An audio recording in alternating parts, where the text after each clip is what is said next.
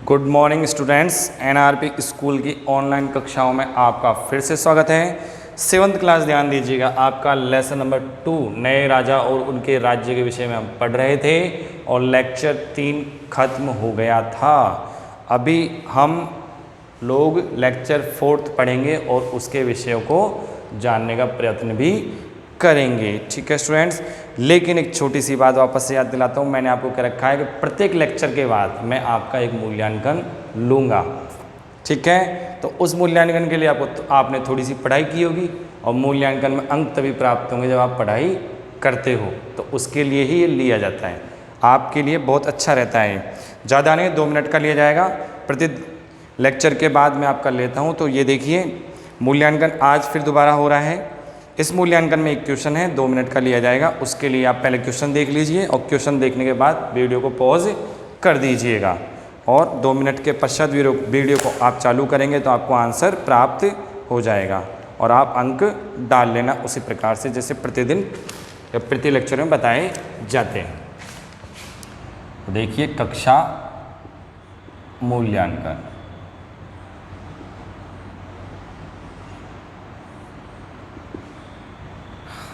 Question एक है आपका, छोटा सा क्वेश्चन है, ज़्यादा बड़ा नहीं है स्टूडेंट्स। वेट्टी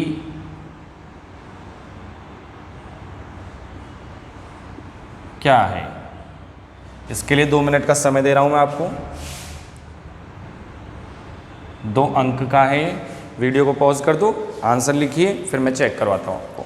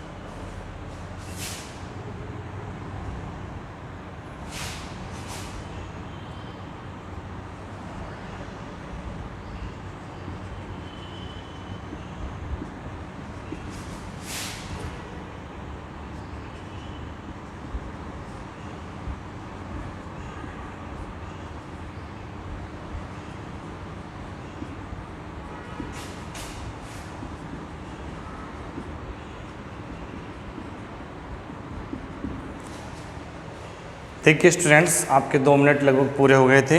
आपने आंसर लिखा होगा, आंसर में मिलान कीजिए आप लोग। वेट्टी दक्षिण भारत में चोल शासकों द्वारा लिया जाने वाला कर, जो कि नगद के स्थान पर जबरन श्रम के रूप में लिया जाता था। तो आपने शासक द्वारा लिया जाने वाला कर है, ये लिखा होगा, नगद के स्थान पर जबरन श्रम के रूप में लिया जाने वाला कर था। आंसर लिखा है ऐसा कैसा, तो आप 2/2 यानी 2/2 अंक डाल लीजिए और अंक डालने के बाद में अगर आपकी कोई गलती हो गई है उसके अंदर तो उस गलती को आप गोला कर दीजिए और नेक्स्ट में गलती दोहरानी नहीं है। अपन को दोहराएंगे बार बार तो ज़्यादा गलतियाँ होंगी। ठीक है स्टूडेंट्स, ये आपका मूल्यांकन हो गया। अब लेक्चर 4 थोड़ा रीड करते हैं और समझते हैं कि उसमें आज क्या है नया पढ़ने के लिए। हमने प्रशासन देख लिया, नए राजाओं के राज्य भी देख लिए, भूस्वामियों के कार्य भी देख लिए, राजस्व एकत्रित करने के विषय में भी देख लिया, करों के बारे में देख लिए, 400 करों के बारे में भी थोड़ा सा समझा हमने और राजस्व का उपयोग किन किन क्षेत्रों में किया जाता था वो भी हमने देख लिया। तो अभी आपके लेक्चर नंबर 4 में हम सबसे पहला टॉपिक पढ़ेंगे नागभट्ट की उपलब्धियों के विषय में। नागभट्ट की उपलब्धियां।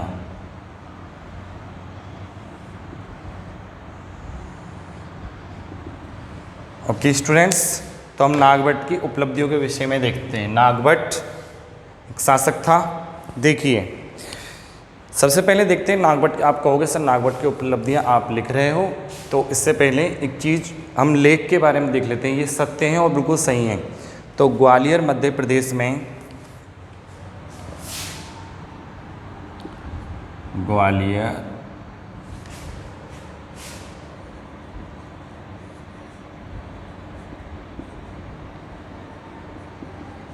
मध्य प्रदेश, ठीक है, में पाई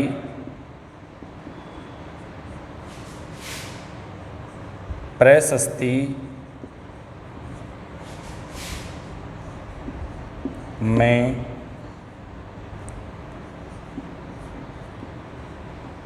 प्रतिहार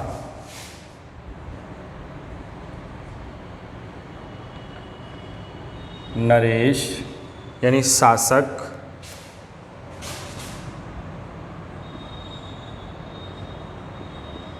नागभट्ट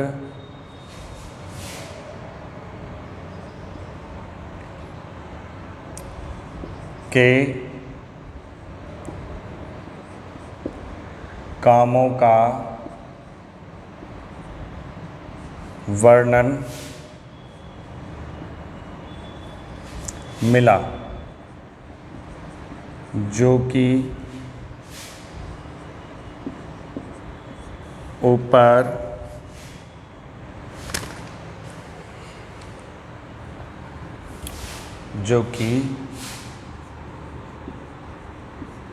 निम्न तथ्यों के आधार पर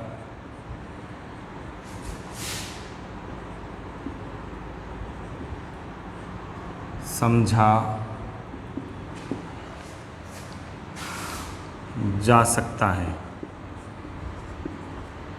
ठीक है स्टूडेंट्स, देखिए इसमें यह बताया है आपको कि नागभट्ट की उपलब्धियों के विषय में हम पढ़ रहे हैं। तो ग्वालियर मध्य प्रदेश में पाई एक प्रशस्ति में प्रतिहार नरेश नागभट्ट के कामों का वर्णन मिला है, जो कि निम्न तथ्यों के आधार पर समझा जा सकता है। तथ्य अभी आपको लिखे जाएंगे और समझाए भी जाएंगे। ठीक है स्टूडेंट्स, तो देखिए नागभट्ट ने आंध्र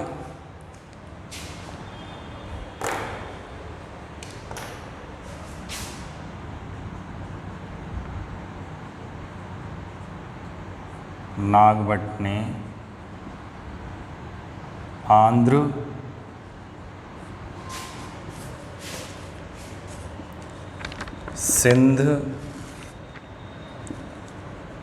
विदर्भ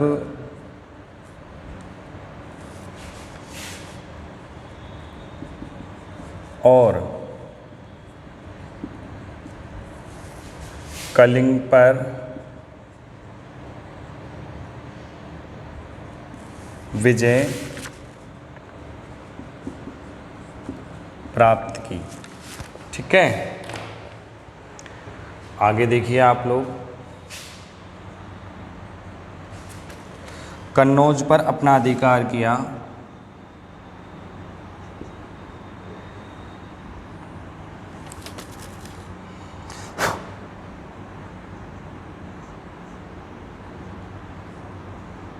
कन्नौज पर अपना अधिकार किया,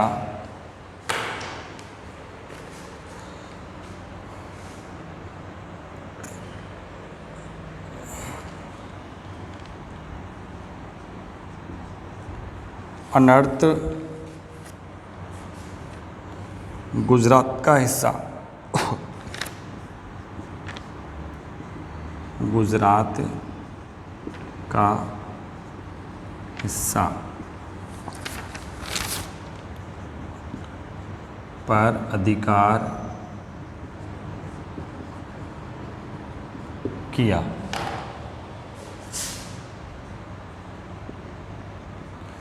बंग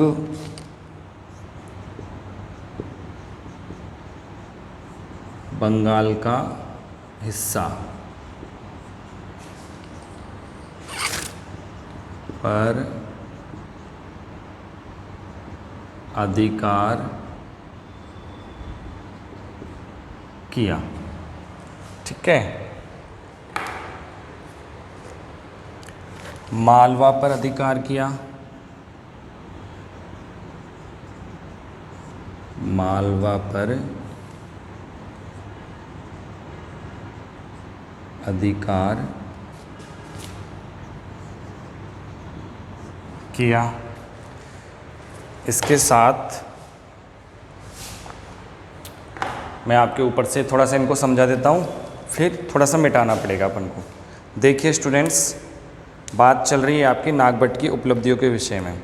तो नागभट्ट की उपलब्धियों को जब समझ रहे हैं, देख रहे हैं, तो देखिए नागभट्ट की उपलब्धियाँ। ग्वालियर मध्य प्रदेश में पाई प्रशस्ति में प्रतिहार नरेश नागभट्ट के कामों का वर्णन मिला, जो कि निम्न तथ्यों के आधार पर समझा जा सकता है। पहला, उसमें यह बताया गया है नागभट्ट ने आंध्र क्षेत्र हो गया आपका, सिंध क्षेत्र हो गया, विदर्भ हो गया और कलिंग पर विजय प्राप्त की थी। ठीक है, कन्नौज पर अपना अधिकार किया। नेक्स्ट है अनर्त, गुजरात का हिस्सा है पर भी अपना अधिकार किया। बंग, जो बंगाल का हिस्सा है, उस पर भी अपना अधिकार किया। मालवा पर भी अधिकार किया। ठीक है स्टूडेंट्स, अब इससे आगे देखिए, इसके पश्चात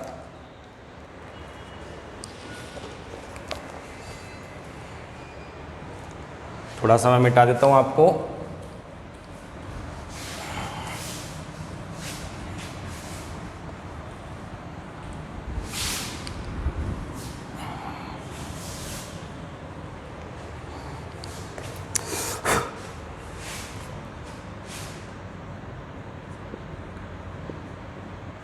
किरात, तुर्क, वत्स, मत्स्य प्रदेश,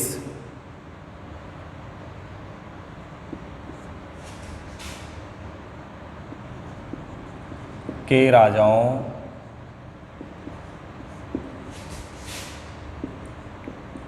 को पराजित किया। तो ये आपकी नागभट्ट की उपलब्धियां हो गई जो उसने प्राप्त की थी। तो लास्ट वाली और समझानी, अब किरात क्षेत्र है, तुर्क क्षेत्र है, वत्स्य, मत्स्य प्रदेश है, इनके राजाओं को भी नागभट्ट के द्वारा पराजित किया गया था और उन पर अपना अधिकार भी जमाया गया। ठीक है, अब आगे देखिए आप लोग थोड़ा सा 12वीं शताब्दी में,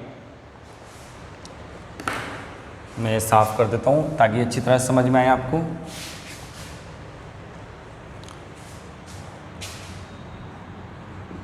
बारहवीं शताब्दी में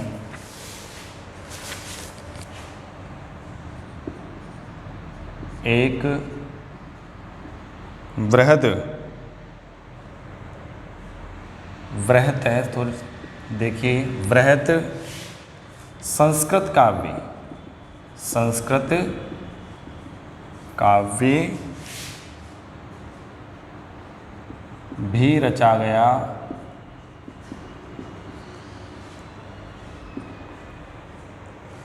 जिसमें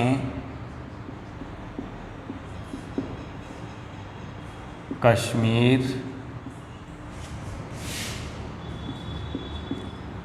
पर शासन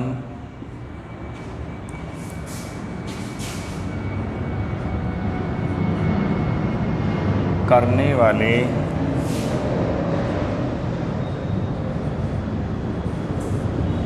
राजाओं का इतिहास दर्ज है। इतिहास दर्ज है। इसे कल्हड़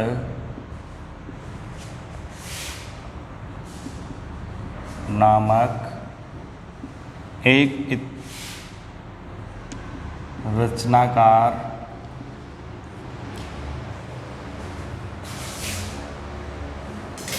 द्वारा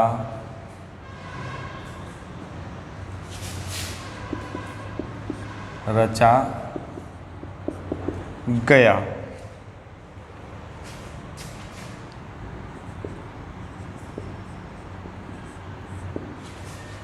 राजाओं द्वारा अपने क्षेत्र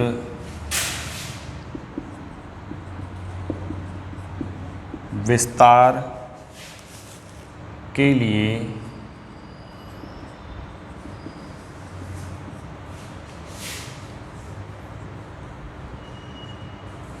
शक्ति को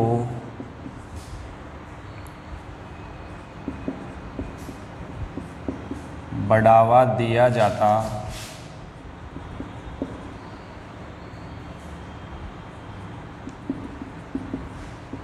और कई बार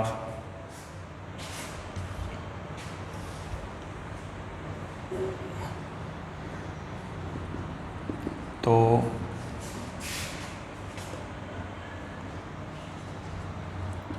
उन्हें अन्य शासकों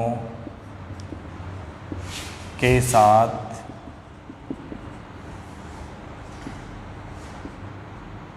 युद्ध भी करना पड़ता था,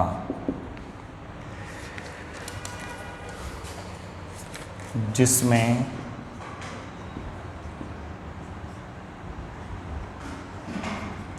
उन्हें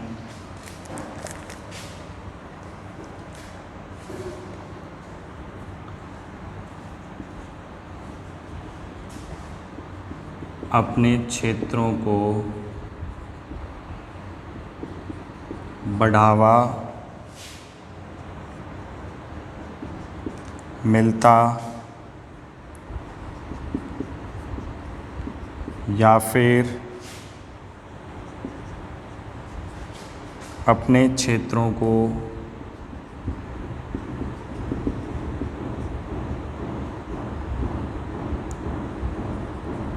गंवाना भी पड़ता था। देखिए स्टूडेंट्स, इसको समझ लीजिए आप लोग। 12वीं शताब्दी में एक वृहद संस्कृत यानी बहुत बड़े संस्कृत काव्य भी रचा गया, जिसमें कश्मीर पर शासन करने वाले राजाओं का इतिहास दर्ज था। यानी कश्मीर क्षेत्र, भारत के उत्तरी क्षेत्र में, यानी उपमहाद्वीप के उत्तरी क्षेत्र, हिमालय की तलहटी और उसके ऊपरी वाले भाग में के राजाओं, यानी उस क्षेत्र में अधिकार वाले राजाओं का इतिहास दर्ज था। इसे कल्हड़ नामक व्यक्ति ने रचा था, यानी कल्हड़ नामक एक रचनाकार द्वारा रचा गया था। राजाओं द्वारा अपने क्षेत्र विस्तार के लिए, यानी राजाएं अपने क्षेत्र को बढ़ावा देते थे के लिए शक्ति को बढ़ावा दिया जाता था।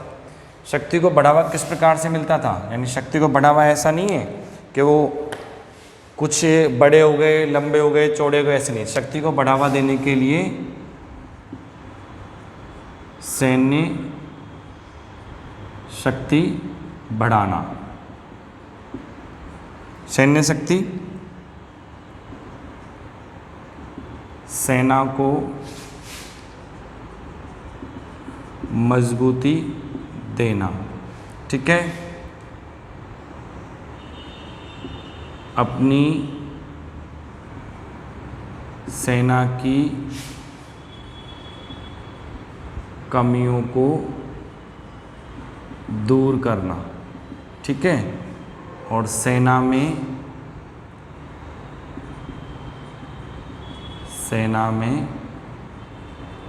नए युवाओं को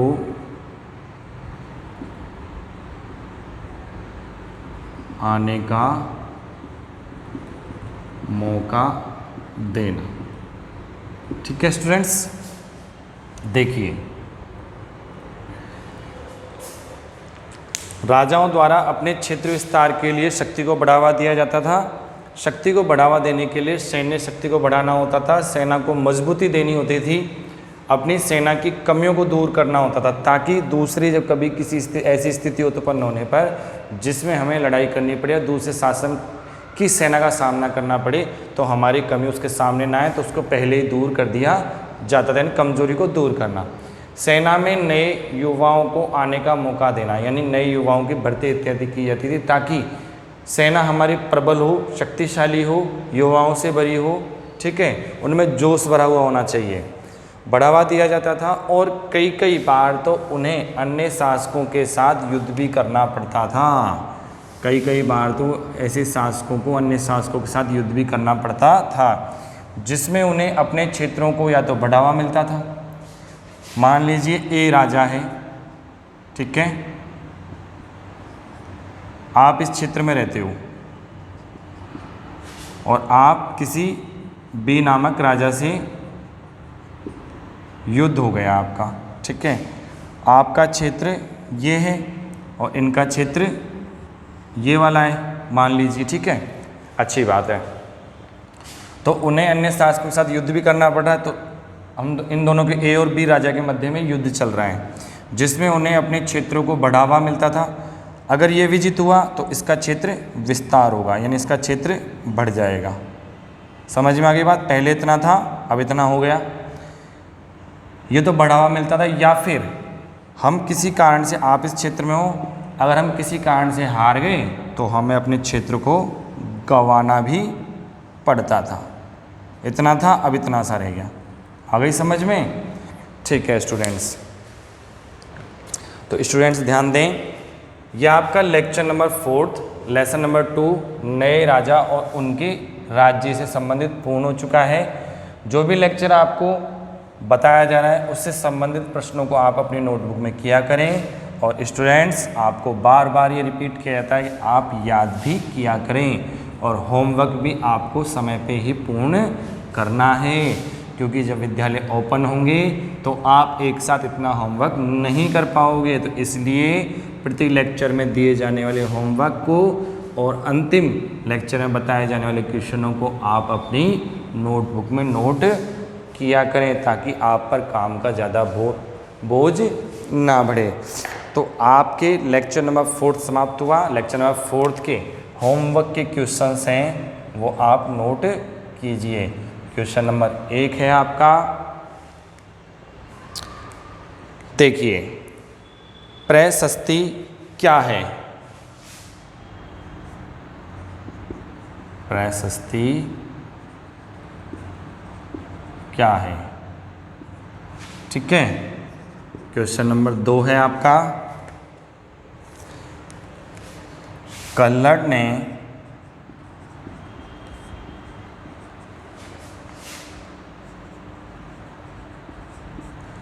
अपनी रचनाएं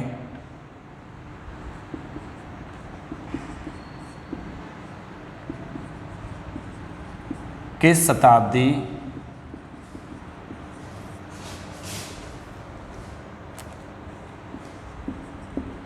में लिखी? ठीक है स्टूडेंट्स, लेसन नंबर 2 का लेक्चर नंबर 4 आज आपका कंप्लीट हो गया है। इससे संबंधित 2 क्वेश्चन है। पहला है प्रशस्ति क्या है और क्वेश्चन नंबर 2 है कल्लड़ ने अपनी रचनाएं किस शताब्दी में लिखी थी। आप इन दोनों क्वेश्चनों को अपनी नोटबुक में नोट कीजिएगा और आपको होमवर्क करना है। लेक्चर नंबर 4 समाप्त होता है। अगला लेक्चर आपका 5th होगा और उसमें इस चैप्टर के विषय में और भी अध्ययन करेंगे। धन्यवाद।